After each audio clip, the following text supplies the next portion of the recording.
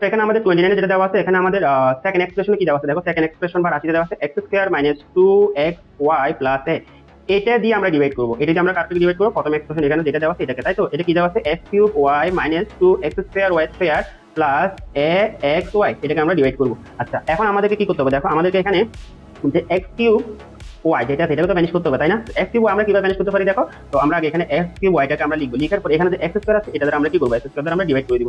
তো ডিভাইড করলে আমরা কি পাবো দেখো, উপরে আছে এক্স কিউব আর আছে নিচে আছে এক্স স্কয়ার, তো এটা মিল হয়ে যাবে আসলে এক্স, আর এখানে ওয়াইটাকে বসে যাবে। তার মানে আমরা এখানে যেটা পাচ্ছি এক্স ওয়াই, এটা দ্বারা আমরা কি করবো, এই যে এখানে যেটা আছে এটা পুরোটাকে আমরা মাল্টিপ্লিকেশন করবো। দেখি মাল্টিপ্লিকেশন করলে আমরা কি পাই, এখানে কি আছে এক্স স্কয়ার আছে মাইনাস 2xy আছে আর এদিকে আছে a, তাই না? তো এটা মাল্টিপ্লিকেশন করলে আমরা কি পাবো দেখো, এটার সাথে এটা মাল্টিপ্লিকেশন করলে হয়ে যাবে এক্স কিউব ওয়াই, আবার এটার সাথে এটা মাল্টিপ্লিকেশন করলে এটা হয়ে যাবে আসলে minus 2x square Y square, আবার এটার সাথে এটা মাল্টিপ্লিকেশন করলে এটা হয়ে যাবে আসলে প্লাস a x y। দেখো এটা কিন্তু এটা হুবহু এটার সাথে মিল আছে দেখো। তো এখানে আমরা যেটার সাথে যেটা মিল ওটা নিচে বসিয়ে দিব, এখানে কত হবে 2x স্কয়ার y স্কয়ার, আর এখানে আছে কত প্লাস a x y। বসিয়ে দেওয়ার পর আমরা কি করব, ভাগের নিয়ম অনুযায়ী এটা প্লাস আছে এটা মাইনাস করে দিব, এটা মাইনাস আছে এটা প্লাস করে দিব, আবার এখানে প্লাস আছে এটা মাইনাস করে দিব। তো প্লাস মাইনাস উপরে এটা নিচে এটা কি হয়ে যাবে, ভ্যানিশ হয়ে যাবে। ভ্যানিশ হয়ে গেলে আমাদের ভাগশেষ থাকবে কত 0, তাহলে আলটিমেটলি আমাদের যে ভাগফলটা পাইছে ওটা কত x y।